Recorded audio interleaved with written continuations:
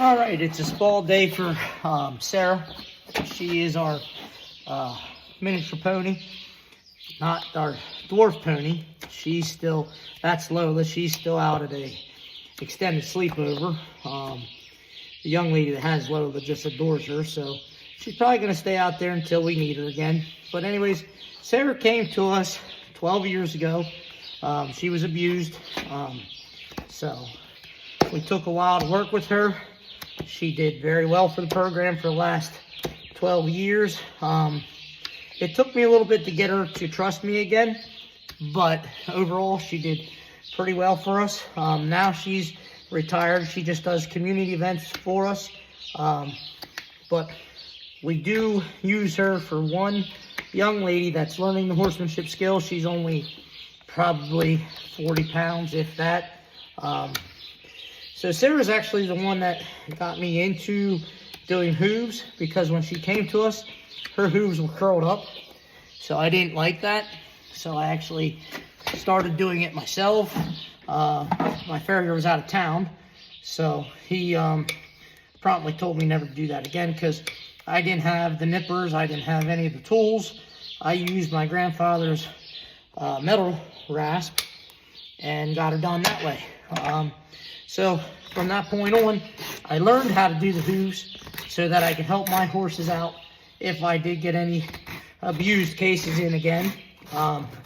So in my opinion, it's always good to know how to do this, just a basic trim. It doesn't have to be pretty or anything like that, but functional. So over the years, I did learn from my original farrier and then another young lady that helped me out to get to the place where I am today.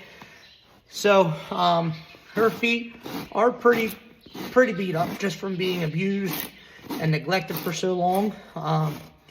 So there is a little bit of laminitis in there and all that stuff, but that's just something we deal with. Again, she has a little bit of a flare on the outside, so I will address that by bringing her forward. I know Mason wants to learn how to do this, but she's a little on the difficult side to do just because she's so small. Until you can actually get underneath her and do it correctly, or fluently for her, since she is old. I mean, we do use the joint supplement for her. It's called Summit Animal Health, and we definitely found that we have more mobility out of these horses. All of them are on it. Sarah does get half of what all the other horses get. Now she is half the size, or even quarter the size of Shock.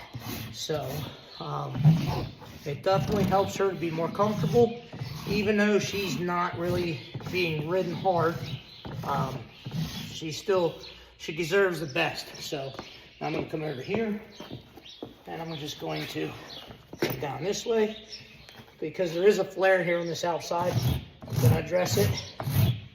So from abuse to a pony that helps individuals heal with extraordinary needs by learning the horsemanship skills.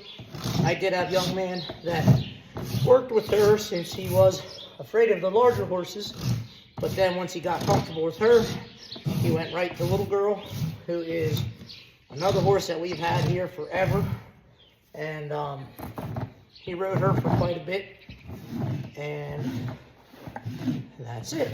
So Sarah's pretty easy to do, pretty straightforward. She pretty much stays here the whole time. So like and subscribe and check some of our other videos out that we have on the channel, as well as I have a whole playlist called Hoof Care. If you want to check that out, please do.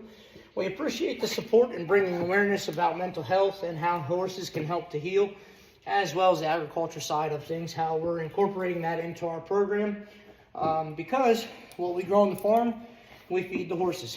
Thank you so much and have a fantastic day.